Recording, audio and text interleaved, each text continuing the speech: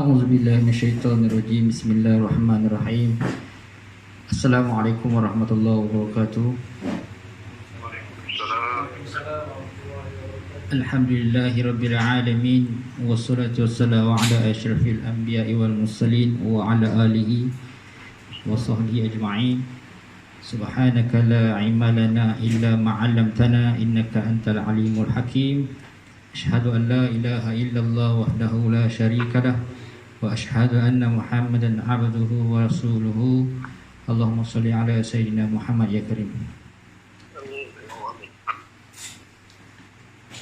Qala rabbi shrah li sadri wa yassir li amri wahlul 'uqdatam min lisani yafqahu qawli. Allahumma iftah 'alaina hikmataka wa anshur 'alaina min khaza'i rahmatika ya arhamar rahimin. Qala Allah Ta'ala fil Qur'anil Karim, a'udzu billahi minasyaitonir rajim. Bismillahirrahmanirrahim. Alif Lam Mim. Dzalikal kitabu la raiba fihi hudan lil muttaqin. الذين يؤمنون بالغيب ويقيمون الصلاة ومما رزقناهم ينفقون والذين يؤمنون بما أنزل إليك وما أنزل من قبلك وبالآخرة هم يوقنون أولئك على هدى من ربهم وأولئك هم المفلحون. صدق الله العظيم. وقال رسول الله صلى الله عليه وسلم إنما أعمال بالنيات. وقال رسول الله صلى الله عليه وسلم خيركم من تعلم القرآن وعلمه أو كما قال. وأما بعد, Alhamdulillah wa alhamdulillah wa nashkurubillah. Kesyukuran kita letak kepada Allah Subhanahu wa taala. Bagi kepada Allah Subhanahu wa taala dengan rahmat kasih sayang Allah kita dapat sama-sama pada petang yang mulia ini kuliah tauhid kita. Insya-Allah kita sambung kuliah tauhid kita, perbincangan secara langsung online untuk makluman yang mana tetamu kita yang bersama dengan kita ni program secara langsung online membincangkan isu kuliah tauhid kita, isu-isu yang sedang dijalankan. Perbincangan kali ini masih lagi dalam tajuk yang sama, iaitu pembatalan syahadah, terbatalnya syahadah dengan melalui tiga perkara, iaitu yang kita dah bincang yang lepas, daripada qauli, iaitu perkataan yang boleh membatalkan syahadah ataupun Islam kita, ataupun yang mengganggu tauhid, mencemarkan akidah kita, yang merosakkan akidah kita. Yang keduanya adalah fi'li yang melalui perbuatan yang boleh merosakkan akidah tauhid kita sunnah wal jemaah, yang mana kita tak perasan, yang kita sedar ataupun tidak, dia boleh menjadikan pembatalan secara langsung. Baik, yang seterusnya, perkara yang ketiga adalah qalbi, iaitu apa sahaja nak mengenal pasti, kita nak belajar, kita nak berkongsi maklumat ataupun ilmu yang datang daripada rujukan Quran dan Sunnah, Quran dan Hadis, yang mana yang diberitahu oleh, yang diajar, dibimbing, dididik oleh Nabi Muhammad sallallahu alaihi wasallam, bagaimana teguhnya akidah dan iman tauhid ini mengikut manhaj yang kita, ataupun kaedah ataupun tarekah. Manhaj ni kita panggil kaedah, dalam bahasa Arabnya manhaj lah, dalam bahasa kita kaedah, ataupun kata lain uslub pun boleh juga. Uslub dalam bahasa Arab juga, kaedah juga, tapi manhaj ni lebih tepat. Manhaj ni lebih pada kaedah pendapat. kaedah pandangan. Kalau uslub kaedah saja, tapi manhaj adalah kaedah pendapat. Pendapat siapa? Pendapat ulama kita. Ulama kita tu ulama siapa? Ulama apa? Ulama ahli sunnah wal jamaah. Itu jelas. Dia ada berapa imam-imam, ada banyak mazhab sebenarnya dalam tauhid ni. Tapi kita berada di dalam mazhab di bawah sunnah wal jamaah.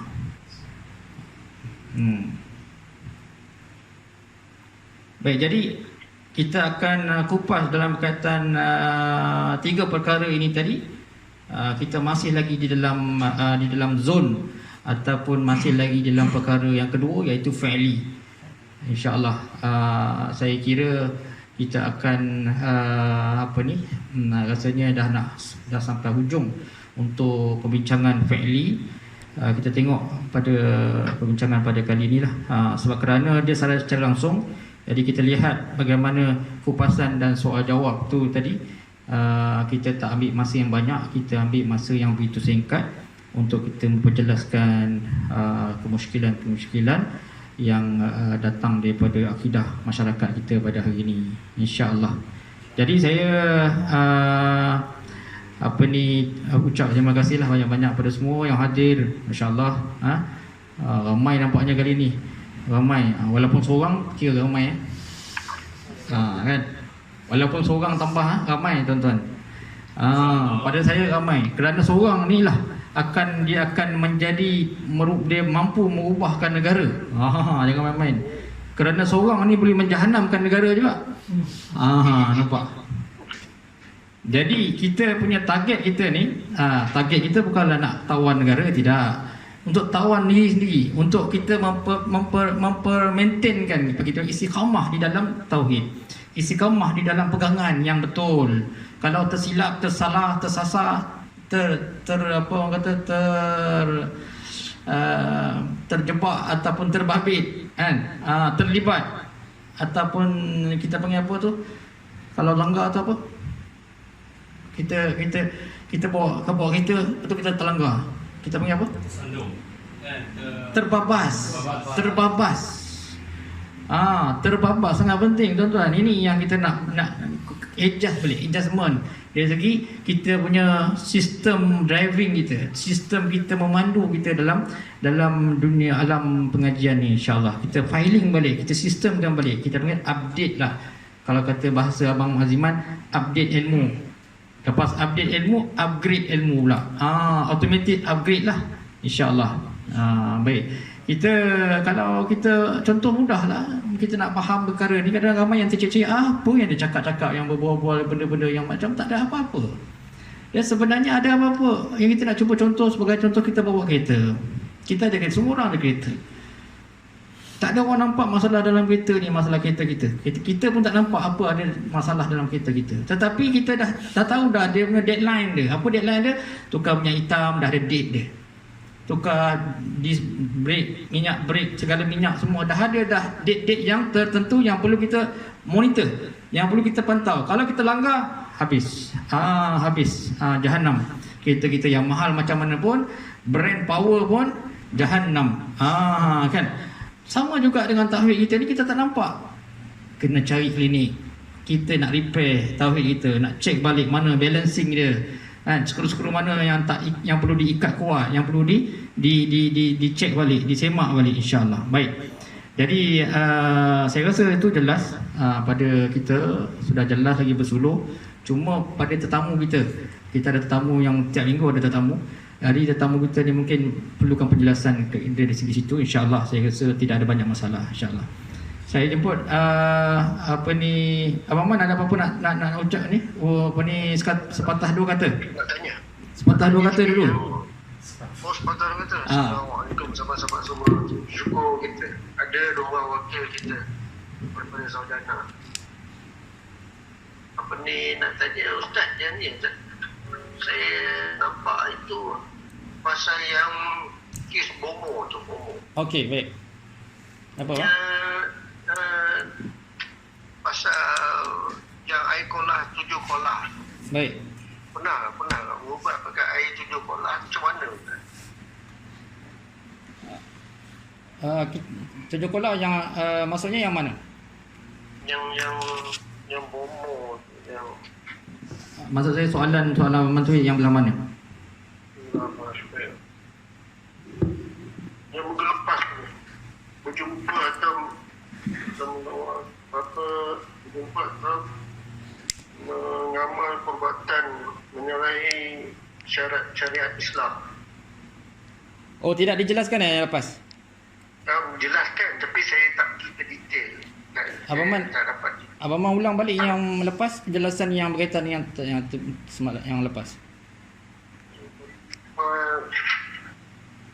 Yang lepas 23 bulan Ogos, Tempatan Syahdan yang terbaru perbuatan sengaja atau tidak sengaja berjumpa atau mengamal perbuatan menyalahi syariat Islam. Perbuatan yang basuh, permulaan pengamalan bomo, jelas syirik di sisi Allah, belajar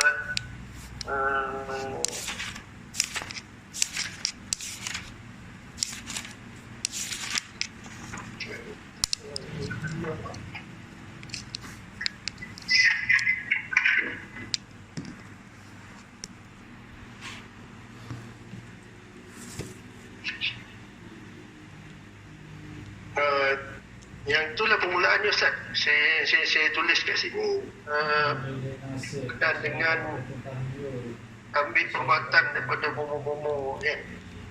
Maksud saya Abang Man, berkaitan dengan 7 kolah tu, apa yang Abang Man nak tanya? Apa yang Abang Man nak tanya tentang 7 kolah tu? 7 kolah tu adakah tu dibolehkan ataupun tidak? Sebab bahawa pengamal dia pakai 7 kolah untuk buat rawatan. Saya pun pernah juga dulu pernah dirawat pakai 7 kolah macam tu. Dia kata 7 masjid, ambil air 7 masjid dia. Sebenarnya Macam mana tu Ustaz? Pernah tak sahabat-sahabat alami? Tak.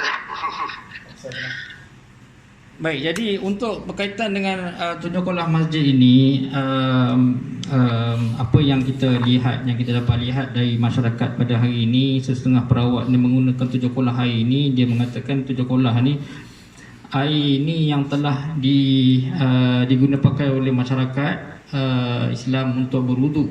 Jadi air itu dicampur tangan banyak tangan tu dikira boleh buat ubat lah. Dipercayai itu sebagai satu obat, maka disegabungkan 7 kolah pula, 7 kolah masjid. Jadi maknanya peratusan untuk jadi penawar tinggi. Ini yang diperkatakan oleh sebahagian tukang-tukang ubat ni.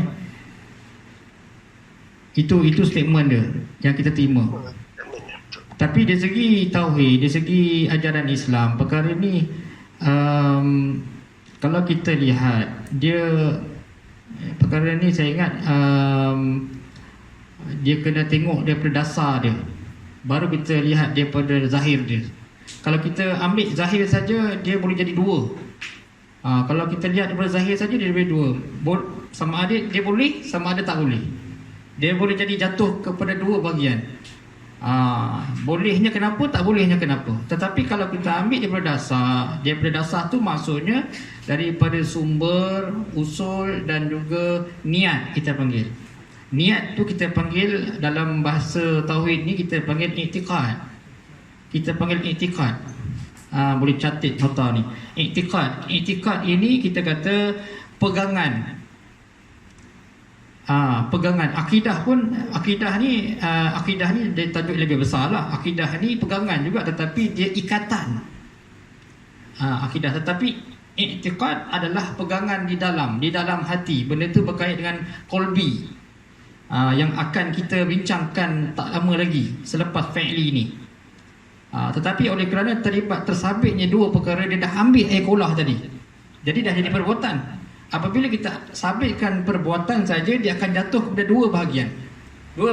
Dalam tauhid 50, dalam syariat 50. Dalam tauhid kita akan tahu merujuk kepada asal tadi, makna qalbi tadi, patah balik kepada yang qalbi balik. Tapi kalau lagi satu syariat, syariat itu berbeza dengan tauhid. Hukum syariat dengan hukum tauhid tak sama. Kita kena filekan, kita kena asingkan. Ini perbahasan yang sikit rumit. Dia tidak macam yang biasa, Abang Man.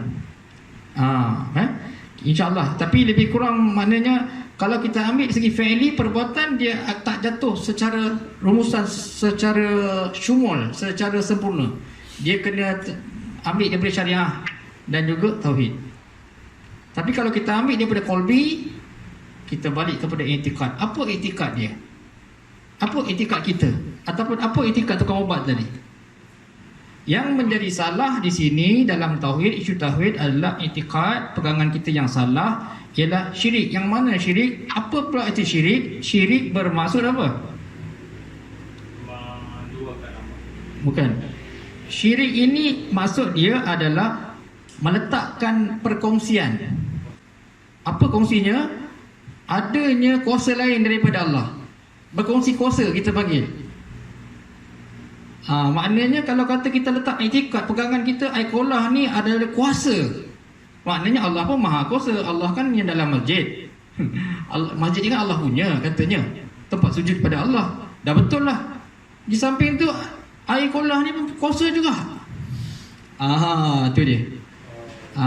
Perkongsian bersama dengan Allah tadi. Allah kuasa betul, aiqolah pun kuasa juga. Ini bermakna syirik. Syirik maksudnya, saya balik pada asal, syirik bermaksud adalah perkongsian kuasa lah kita panggil.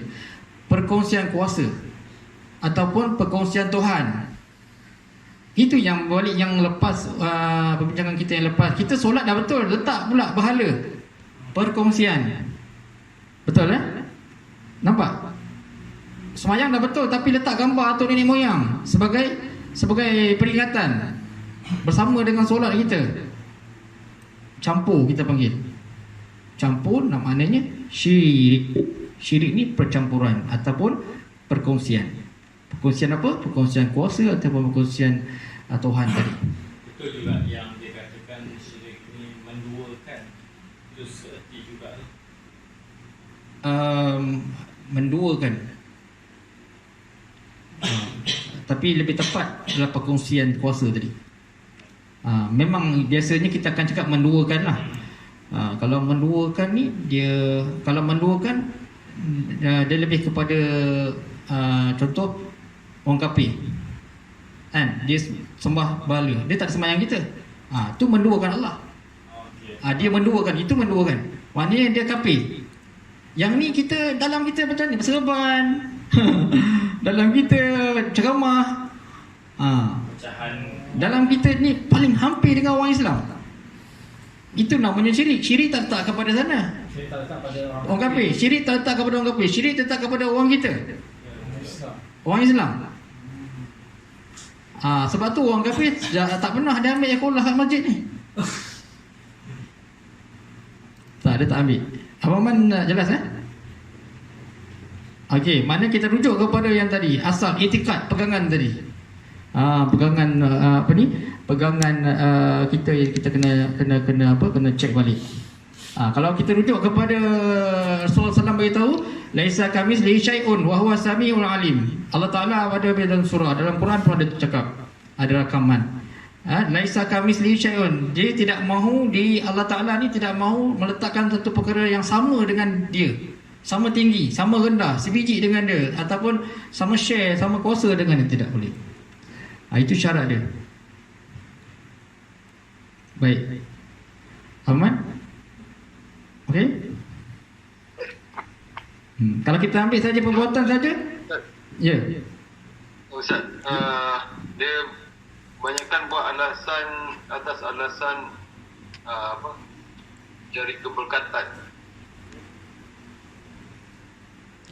Betul, keberkatan. Ya, memang kalau kita ambil keberkatan, kita pergi haji. Orang pergi haji sebagai contoh, dia pergi bawa balik batu-batu tu. Keberkatan, kain Kaabah dia panggil. Benang-benang Kaabah tu, maka lampu semua dia ambil. Keberkatan. Dia bawa batu-batu Arafah tu, dia pergi curi.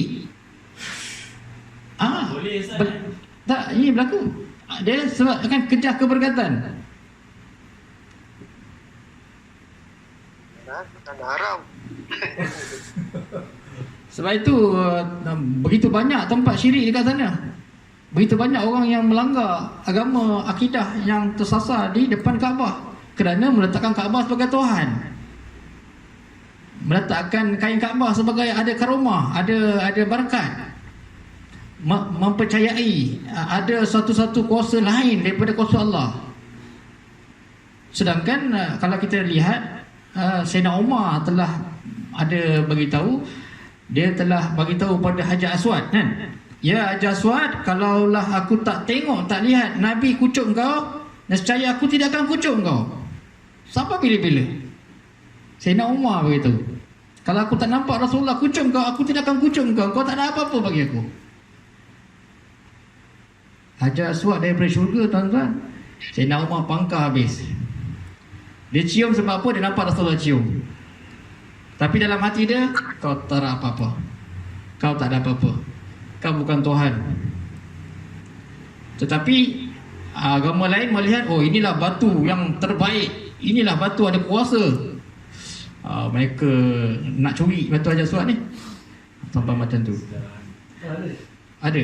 Memang dah kena curi pun, pernah kena curi. Hajar Aswad pernah kena curi kerana mereka yang syirik ini, mereka-mereka yang dah keluar dari Islam ni, dia melihat kepada ada kekuatan dalam Hajar Aswad tadi, dalam batu tadi. Macam tu. Jadi salahnya berkongsi kuasa dengan Allah. Salah dia. Dia percaya, dia semayang-semayang tapi percaya kelambu Kaabah, dia percaya batu Arafah tu bawakan keberkatan kepada dia, bawa balik. Dia percaya minyak-minyak atar itu adalah minyak-minyak karomah sebagainya, khusyuk semayang dia, kemain khusyuk lagi. Apa saja yang dekat dengan masjid, semua dia kata berubat kan. Semua dia berubat.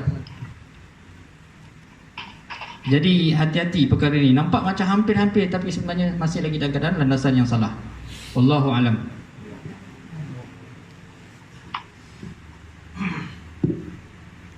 Kita letak bawah tajuk syirik kopi ke syirik halus ataupun syirik macam mana? Ya, betul. Itu di dalam dia, kalau dalam hati kufir lah. Maknanya yang tersembunyi yang di dalam hati, yang apa-apa saja itikad yang rosak, kepercayaan yang dalam hati, itu kita panggil yang tersembunyi. Tetapi kalau dia dah ambil, dah lah tadi percaya kan, ambil, itu dah jadi jelas, itu dah jadi syirik yang jelas. Kemudian ajar orang pula, dia dah percaya, dah dapat dah apa dia nak, dia ajar pula orang lain pula.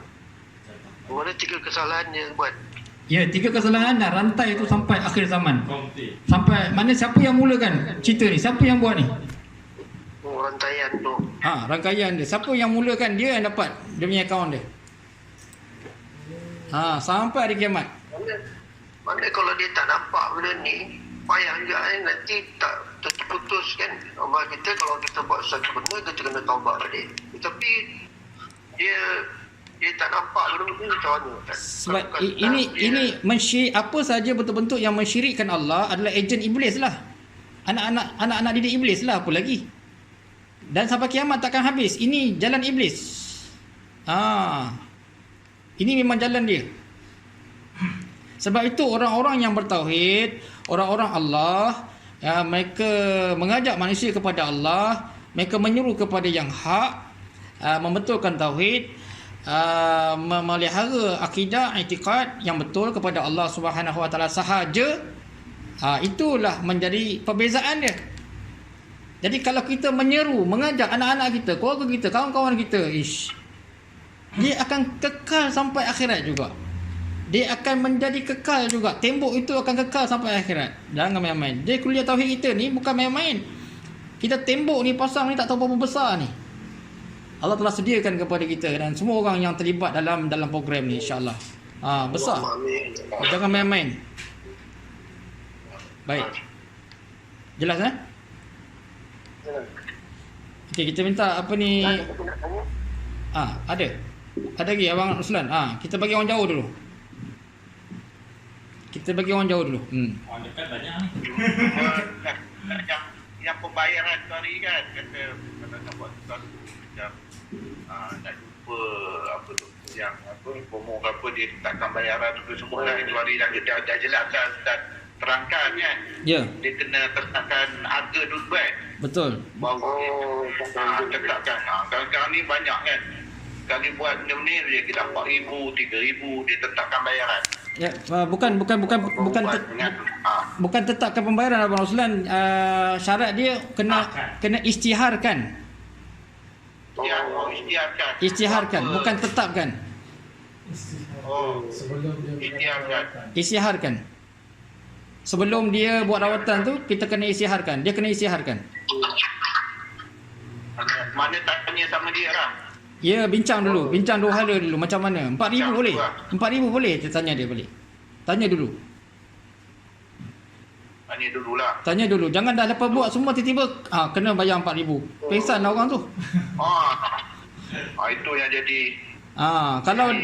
Kalau haru biru. Betul. Bawa duit sikit saja. Ya, dia macam ni. Dia apa yang berlaku? Abang Roslan, apa yang berlaku di situ adalah pertama penyelewengan, penipuan dekat situ berlaku. Yang keduanya penindasan, kezaliman kepada pesakit. Satu. Yang ketiga aib pada pesakit juga. Duit tak ada. Kalau duit ada tak ada masalah, esok pun boleh bayar. Tapi duit tak ada, dah berhutang pula. Benda ni merosakkan akidah. Jadi orang tu akan marah. Orang tukang ubat pun marah, tak ikhlas. Jadi timbul tak ikhlas lah. Dia timbul rasa tak puas hati. Pesakit pun tak puas hati. Jadi apa yang dia jaja nanti bila balik daripada rumah, nanti dia jaja dengan kawan-kawan jiran-jiran, kau tak guna tukang ubat tu, habis aku kena tibai habis. Habis dia jaja perkataan-perkataan yang tak baik. Jadi benda yang jadi tak baik. Walaupun betul dia punya perbuatannya, tetapi oleh kerana satu hal saja menjadi rosak susu sebelanga. Macam tu.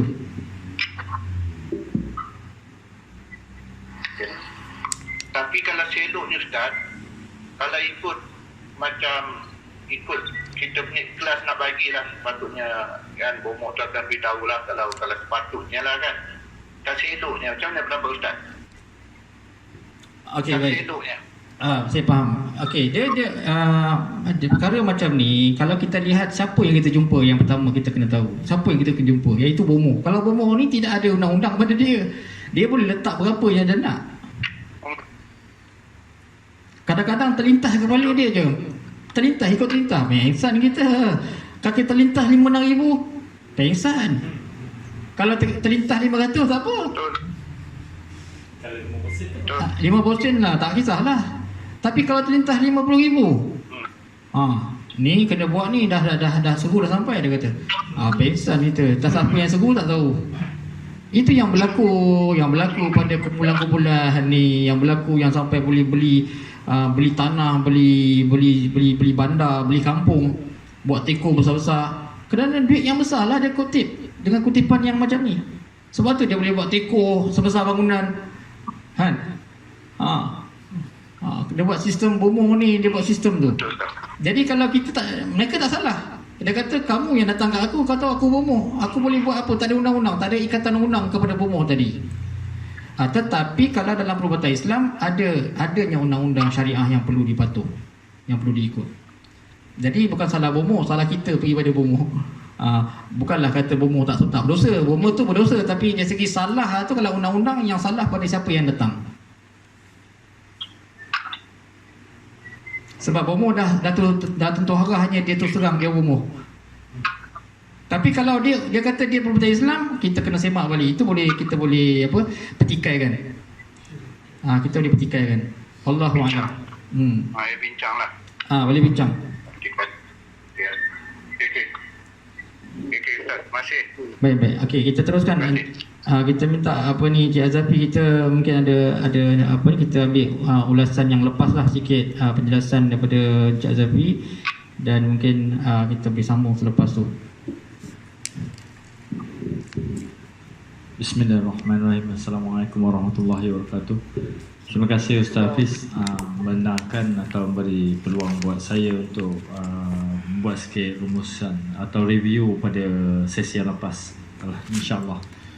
Pada sesi yang lepas kita masih lagi dalam kita memulakan kita punya kuliah berkaitan dengan menyambung pembatalan syahadah, iaitu pada perbuatan, yakni fi'li, yang telah rakan-rakan atau jemaah jauh telah menyampaikan tadi, dan ditambah pula dengan beberapa lagi penerangan berkaitan dengan syirik dari segi penampilan, percakapan, pembacaan dalam perubatan, menilik nasib, tanda-tanda kiamat, tanda-tanda kematian yang mempercayai, dan juga tangkal-tangkal, iaitu gelang sebagai di tangan bayi, sebagai orang dulu kata tangkal itu, tali itu untuk pelindung baby kalau nangis. Lepas tu tanam uri dengan barang-barang. Orang kata orang dulu banyak sebenarnya ungkapan pada orang dulu-dulu. Ya. Kita masuk pada persoalan juga untuk kali ini. Saya nak bertanyakan pada Ustaz berkaitan dengan itu pun tentang adat-adat orang Melayu. Sebenarnya adat-adat orang Melayu ni juga yang membuatkan kita rasa terbawa dan terkeliru dengan yang mana yang syariah yang patut dari segi Islam, ajaran Islam, atau kita konteks kita ni pembatalan syahadah perbuatan ni, adakah dia menyalahi atau tidak.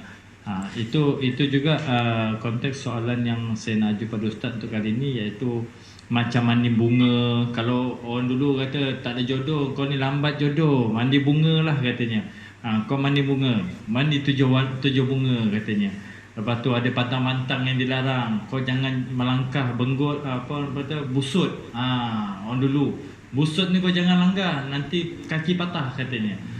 Lepas tu kaki bengkak katanya. Lepas tu kata kau jangan, kalau malam-malam jangan pandang belakang, nanti kan kau nampak benda-benda macam ni, kau nanti akan sesuatu berlaku ke, contoh-contoh macam tu. Kata-kata itu membuatkan tindak balas kita dari segi fizikal. Dari segi fizikal kita bertindak atas kata-kata orang dulu-dulu ni yang dijadikan sebagai adat ni. Itu minta Ustaz pencerahkan. Daripada sambungan yang lepas juga, selain daripada itu,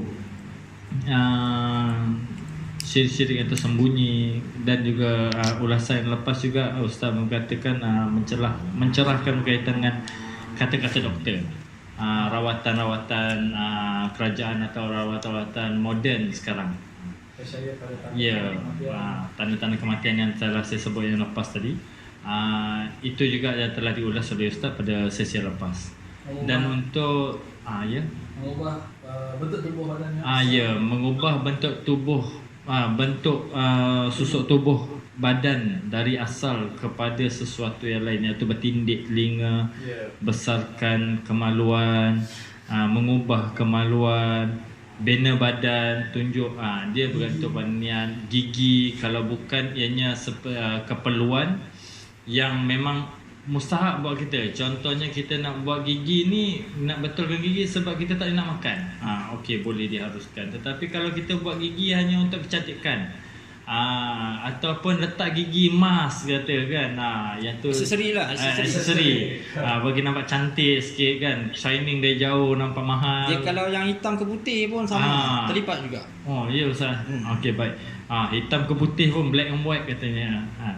Okey. Itu ulasan yang lepas lah. Okey, baik.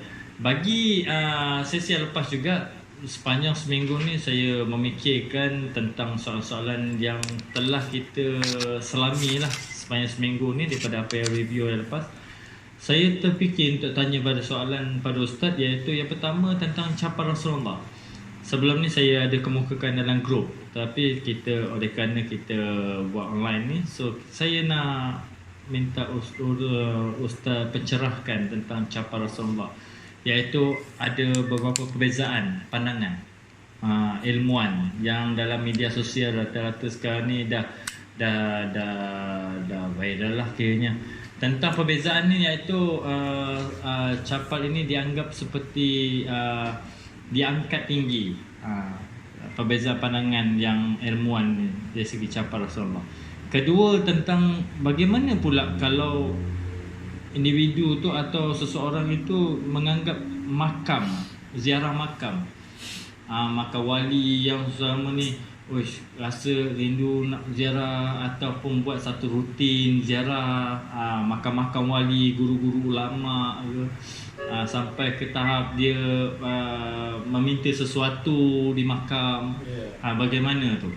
Dan ketiga yang tadi yang saya tanyakan tadi tentang adat orang Melayu, yang itu cara-cara fizikal atau cara-cara orang Melayu punya dulu iaitu mandi bunga, pantang-pantang yang dilarang, pakai tangkal ataupun kain kalau balut sesuatu tu kalau tak sihat tu balut kain berwarna dan sebagainya. Dan yang terakhir berkaitan dengan agung ataupun sultan ataupun raja, iaitu kita tengok kita tahu apa yang kita tahu, yang apa yang saya tahu, pandangan saya, apa yang saya lihat, raja ini berdaulat dan warna kuning. Saya nak tanya pada Ustaz, kenapa warna kuning itu dilambangkan raja, dan kenapa kuning? Itu antara yang ni lah Ustaz. Mohon Ustaz bercerahkan kalau ada tambahan lain. Alhamdulillah, panjang juga dia punya ni ucapan dia. Terbenung saya. Soalan ni panjang betul. Terbenung nak jawab tu. Okey. Alhamdulillah, apa pun tahniah lah kerana itu mungkin penelitian yang memang ada kaitan lah dengan kita punya perbincangan tauhid ni. Ramai yang berlaku, tak banyak sikit pun, kerana yang pertama tadilah. Ulang balik apa yang pertama tadi dari segi capal. Capal Rasulullah. Saya dah jawab dalam grup itu, tapi tak apa.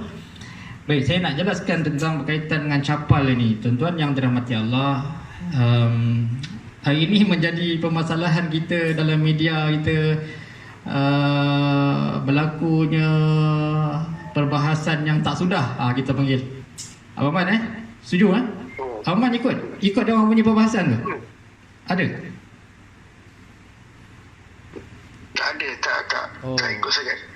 Siapa yang ikut di sini perbahasan capal hari ni yang begitu hangat di media sosial sekarang ni? Abang Azhar ada? Tahu?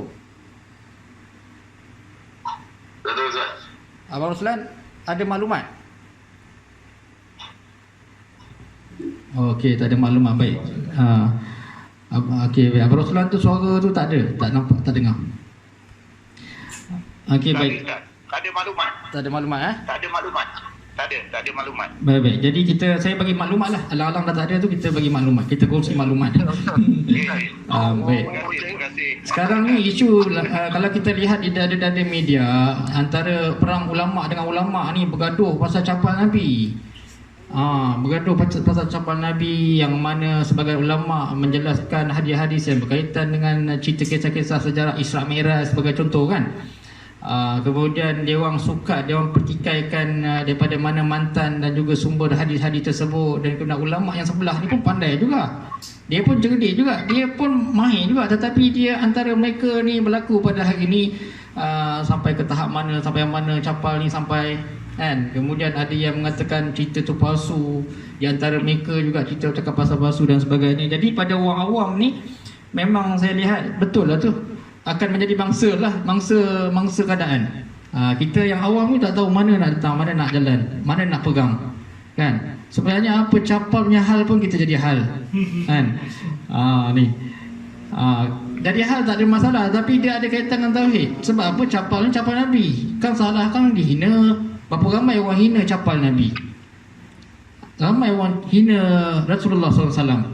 Berapa ramai yang takut nak puji Rasulullah SAW, takut nak puji Rasulullah pula. Kerana apa? Takut nanti kan dia kata apa pula. Jadi dua-dua dalam keadaan yang sebersalah, kita panggil belenggu, dilema kita panggil. Baik, apa yang kita nak pegang, apa yang saya nak kongsi pada hari ini tuan-tuan, benda yang asasnya, yang mudah kita lihat. Yang pertama, asasnya apa dia, kita nak tahu apa sahaja yang berkait dengan Rasulullah sallallahu alaihi wasallam, sama ada datang daripada qaul, daripada perkataan Rasulullah sallallahu alaihi wasallam, Yang kedua daripada perbuatan Rasulullah sallallahu alaihi wasallam. Yang ketiga daripada hati ataupun amalan-amalan Rasulullah sallallahu alaihi wasallam. Ini dipanggil berada di bawah satu juzuk, kita panggil al-hadis, kita panggil. Inilah al-hadis. Rakaman apa-apa saja yang berkait rapat dengan Rasulullah sallallahu alaihi wasallam dirakam, direkod, disimpan di dalam al-hadis. Faham Jelas. Al-Quran, kita dah baca Quran, kita memang dah tahu ayat Quran tak boleh dikacau, dia tak boleh diganggu, tak boleh disangkal. Quran tu memang dah tetap. Yang kedua kita nak belajar sekarang adalah al-hadis, mengenal al-hadis. Apa dia yang al-hadis ni? Ialah berkait rapat dengan Rasulullah sallallahu alaihi wasallam. Apa saja yang berkait rapat dengan Rasulullah sallallahu alaihi wasallam. Itu termasuk di bawah juzuk hadis. Baik, kalau kita rujuk kepada tauhid, hukum tauhid berkaitan dengan hadis, barang siapa yang menolak hadis. Yang menolak hadis ni bermaksud ialah tidak bersetuju, menghina, mempertikaikan, memperlekehkan, memperkotak-katikkan, mempersendakan hadis Nabi, hukumnya kafir. Hukumnya kafir. Maknanya terbatal syahadah. Jadi kita ada setengah orang yang bijak pandai, dia kata apa? Apalah, capal je pun. Korang ni nak kecoh sangat. Capal je pun. Yang korang ni terlampau sangat taksub dengan ni. Capal je pun. Kan? Dia cakap macam tu je. Awak tahu tak dengan siapa awak cakap apa ni? Okeylah, tukar capal kepada janggut lah. Janggut macam kambing. Janggut dia pun nak kecoh pula. Nampak? Tadi capal tadi jarang kita dengar. Kita tukar kepada janggut. Janggut pun tak cantik, selai dua dia ada hati nak oleh Rasulullah konon. Nampak dia punya kutuk tu. Janggut pun tak ada, mengaku orang Arab. Dia kata, mengaku Nabi. Pengikut Nabi. Dia mempertikai, mempelekeh, mempersendakan apa sahaja yang ada kaitan dengan Nabi. Bukannya capal saja, janggut, apa saja yang Nabi buat. Kahwin 3 konon. Tak payahlah orang kita apa cakap. Oh, kahwin kau ikut sunnah.